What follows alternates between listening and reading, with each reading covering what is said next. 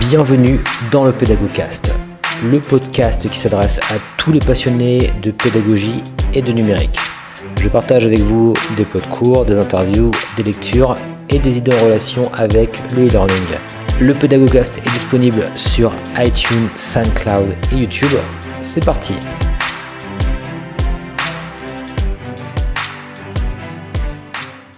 Bonjour, ici Julien, bienvenue dans ce nouveau pod court. Alors, juste pour information d'ailleurs, vous pouvez aujourd'hui retrouver le podcast, donc le Pédagogcast, je vous avais dit que ça s'appelait comme ça. Donc vous tapez le Pédagogcast sur iTunes, donc là aujourd'hui c'est bon, c'est maintenant on va dire accepté entre guillemets. Ce qui fait que ça peut être plus simple éventuellement de suivre les nouveaux podcasts, sachant que ceci dit, il n'y aura pas que des podcasts, il n'y a pas que des podcasts pour votre cours. Moi j'en profite également finalement de ce cours pour lancer aussi un podcast, ça faisait un petit bout de temps que je voulais le faire. Donc voilà, c'est toujours bien d'être un peu sur cette dynamique-là, on va dire. Donc j'ai profité un peu de ce cours pour créer cela. Et je pense qu'il y aura beaucoup de choses j'espère en tout cas sur ce podcast, notamment des interviews, pourquoi pas, notamment celles que je vais faire avec vous pour le cours sur l'hybridation. Et puis voilà, donc je vous invite vraiment à vous abonner si jamais vous avez iTunes. C'est sur Android, vous trouverez l'application également en question.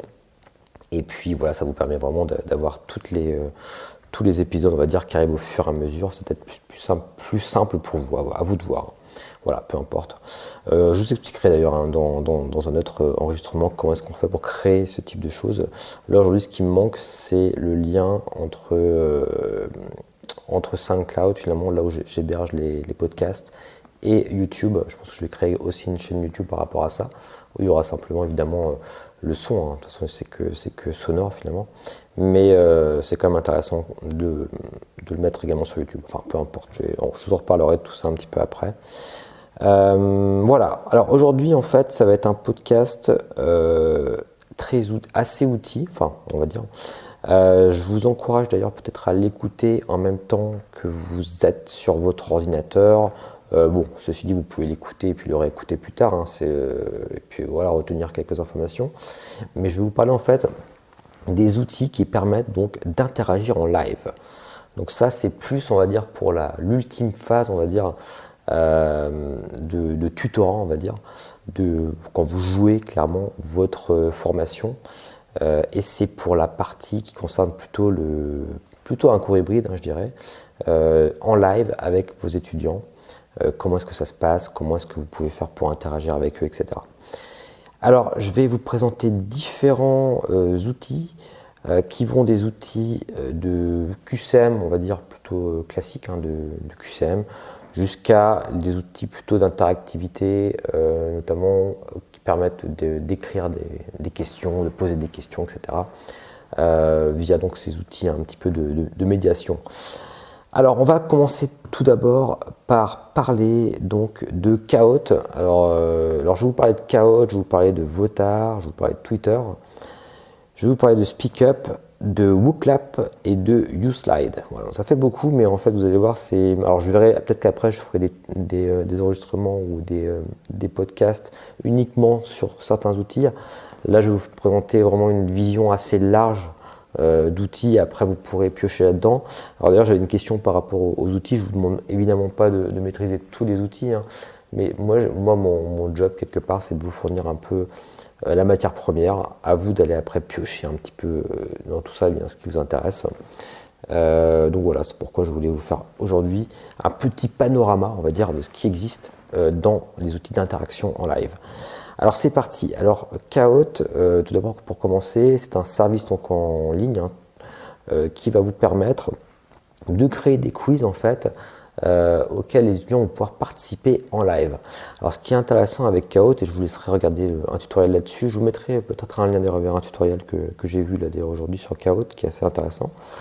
Alors ce qui est intéressant avec Kahoot, c'est que c'est très gamifié. Donc en gros, si vous voulez, vous allez préparer votre quiz et en live, les étudiants, pendant que vous diffusez les différentes questions de votre quiz vont répondre à votre quiz avec leur téléphone portable ou avec leur ordinateur.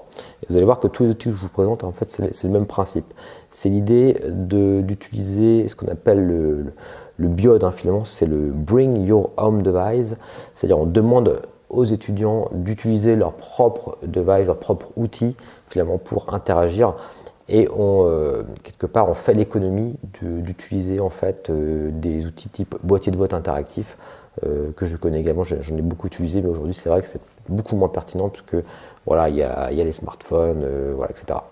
Donc l'idée avec tous ces outils-là aujourd'hui, c'est que grâce à une connexion finalement, simplement avec une connexion, et puis on va le voir même parfois, il n'y a pas forcément besoin de connexion, eh bien, on va pouvoir comme ça faire participer les étudiants à des activités interactives avec simplement, encore une fois, une connexion, un diaporama et puis son ordinateur et puis hop, c'est parti. Voilà un petit peu l'idée.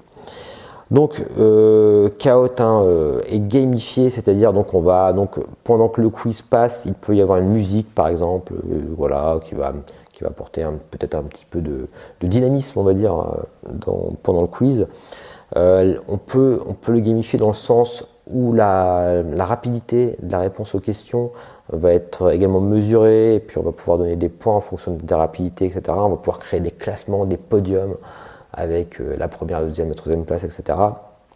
On va pouvoir également intégrer des vidéos en spécifiant exactement, alors c'est des vidéos YouTube, en spécifiant exactement à quel moment on veut qu'elle commence et à quel moment on veut qu'elle termine, si jamais c'est simplement 10 secondes par exemple d'une vidéo. Donc voilà, c'est un outil vraiment que je trouve assez intéressant. On peut faire des équipes également, des choses comme ça. Et puis voilà, en fait moi je l'ai beaucoup utilisé, cet outil-là en live, et j'en suis assez content. Je l'ai utilisé que ce soit en petits groupes d'ailleurs, souvent en début de séance pour un petit peu vérifier que les connaissances de la séance précédente étaient acquises. Et parfois ça m'arrivait aussi d'utiliser en amphi, en faisant des cours d'amphi en amphi. Alors avec la limitation, si vous voulez, là-dedans, c'est un petit peu la connexion. Et pour moi également, c'est un outil qui est plutôt un outil de type évaluation formative, on en a parlé un petit peu lors du dernier podcast, plutôt que sommative, puisque même si on peut extraire, alors ça c'est intéressant d'ailleurs, on peut extraire les résultats sur un fichier Excel, faut vraiment être certain qu'il y ait vraiment une excellente connexion, qu'il n'y ait pas eu de problème. Et c'est pas forcément, je trouve que c'est pas forcément un outil fait pour le sommatif, même si encore une fois on peut, c'est tout à fait possible, mais plutôt en petit groupe dans ces cas-là. Voilà donc pour cet outil Kahoot, je vous laisserai regarder le tutoriel. En tout cas, voilà, pour moi c'est mon petit, c'est mon petit préféré. Disons que c'est surtout celui que j'ai utilisé. Après, je pense que voilà, j'ai pas forcément les autres outils que je vais vous présenter. Je les ai moins utilisés, même si ils me semblent très très intéressants. Enfin, on va tout de suite passer à la suite. Ensuite, il y a donc Votar. Votar dont je voulais vous parler. En fait, l'idée de Votar, c'est que ça utilise en fait la réalité augmentée. En gros, au lieu d'avoir des boîtiers de vote et même des smartphones, pour répondre à votre quiz, les étudiants vont simplement avoir avec eux une feuille imprimée. Et grâce à cette feuille imprimée, quelque part, ils vont pouvoir donner leurs réponses. Alors je vous explique en fait le principe, c'est que l'enseignant va prendre une photo des étudiants qui montrent en fait leur feuille dans un certain sens. En fait, c'est une feuille avec différentes couleurs. Et en fait, cette photo-là va être traitée par le logiciel Votar qui va extraire finalement les résultats du vote. Voilà. Bon, comme ça peut vous paraître un petit peu abstrait comme ça oralement. Mais ce qui est intéressant en fait ici, c'est que le seul outil dont vous avez besoin, c'est votre ordinateur, l'application Votar, et puis donc éventuellement un vidéoprojecteur. Mais voilà, c'est simplement après vous distribuez donc des feuilles aux étudiants. Voilà, donc il faut quand même penser bien sûr à imprimer les feuilles, c'est en couleur, etc. Mais après, voilà, tout se passe, il n'y a pas de surcoût, on va dire. Et puis c'est parti, on peut créer des votes, etc. Puis je pense que c'est assez rigolo à utiliser. Je sais qu'il y a une personne que je connais qui l'a utilisé, notamment dans le service où je travaille, donc je pourrais éventuellement lui demander son retour. Mais en tout cas, bon, d'après ce que j'en ai parlé un petit peu avec lui, il m'a dit que c'était vraiment très intéressant.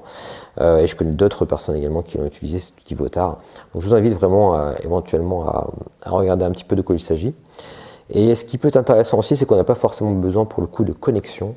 Donc ça peut également être une plus-value dans le cadre de formations qui se déroulent par exemple dans des lieux où il n'y a pas forcément de connexion, ou bien encore une fois dans des pays où les connexions ne sont pas encore aussi performantes, on va dire, qu'ici, quoi. Voilà donc pour la présentation de cet outil Votard. Juste pour information, c'est un outil qui a été développé par Stéphane Poinsart, je crois, d'Angers. C'est un ingénieur pédagogique. Donc pour le coup, voilà, c'est plutôt un outil institutionnel, on va dire. C'est pas forcément encore une start-up. Je présenterai après des outils plus start-up par la suite. Ensuite, on continue. Alors là, je vous ai présenté donc Kahoot et Votard qui permettent vraiment essentiellement de faire du quiz. D'accord ? Il faut vraiment imaginer que ces outils-là, c'est pas fait pour poser des questions à l'enseignant en direct, par exemple.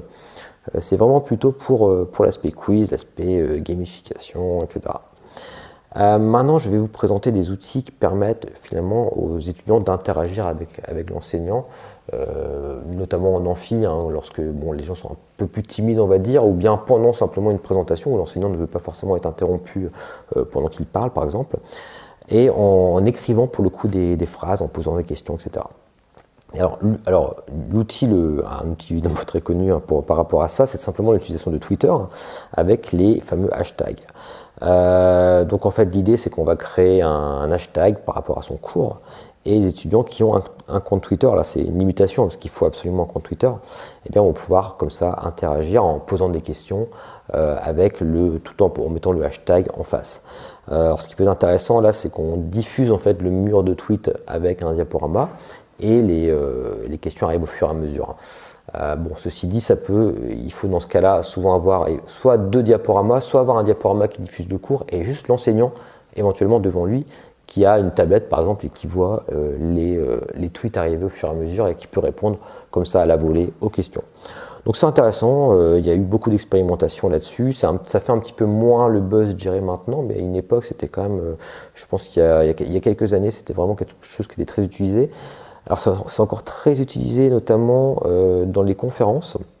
Souvent il va comme ça y avoir un mur de tweets avec le hashtag de la conférence, et puis les gens vont pouvoir comme ça mettre, c'est pas forcément des questions du coup liées vraiment à quelque chose de spécifique, mais vont pouvoir mettre des messages par rapport à la conférence, etc., des informations sur ce mur de tweets.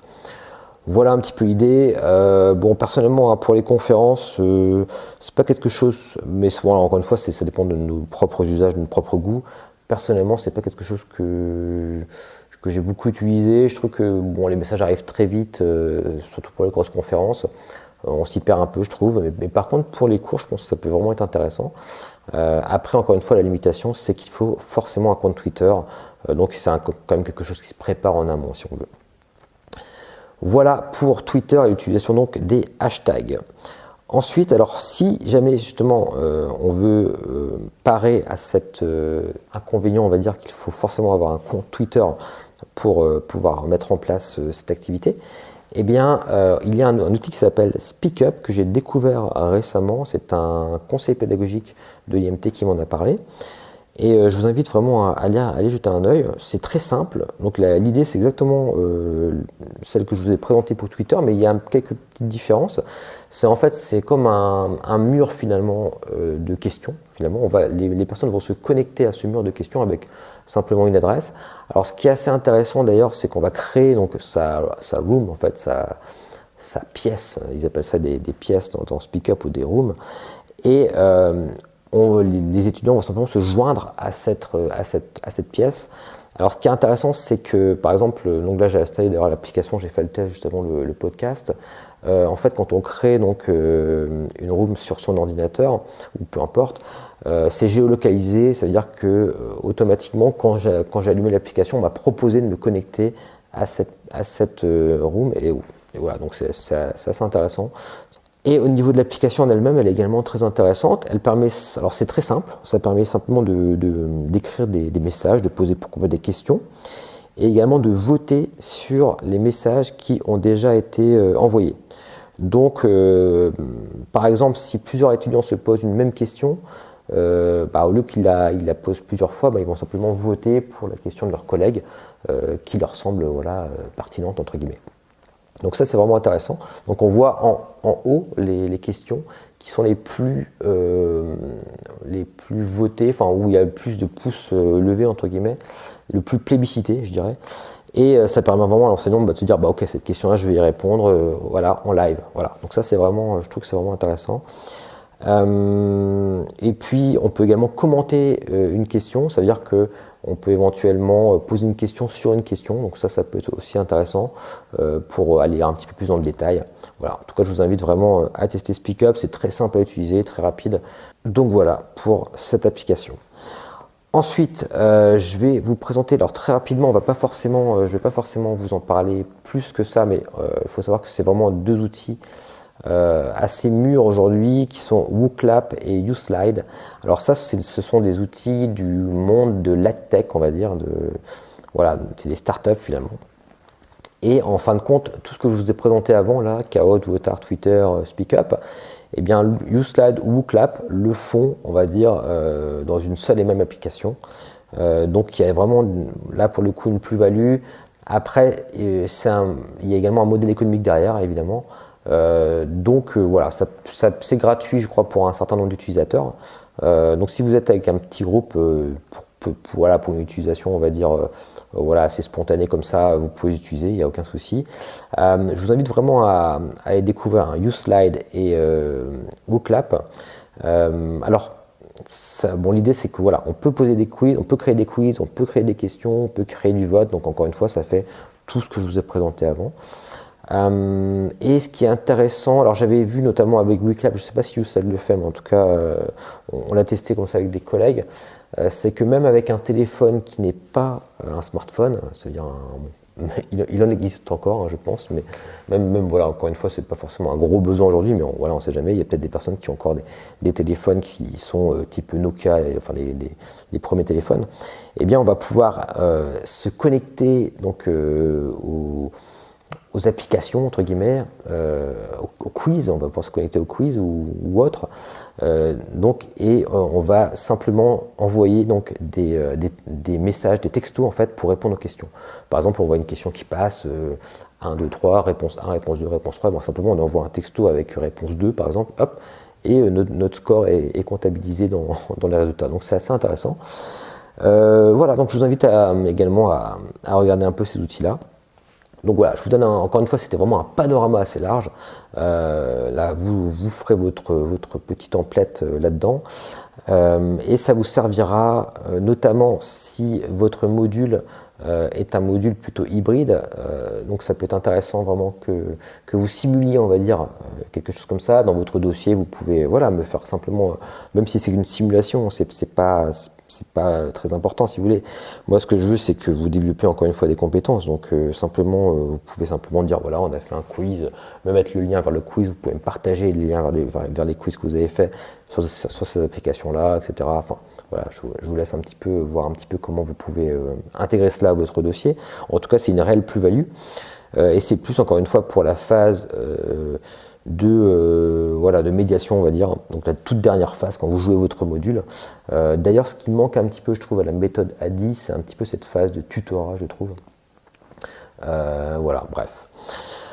J'en ai fini pour cette présentation, encore une fois assez large des outils. On aura peut-être l'occasion de revenir sur des outils spécifiques plus tard, mais là vous avez vraiment déjà de quoi faire. Voilà, je vous dis à très bientôt pour le prochain pot de courant.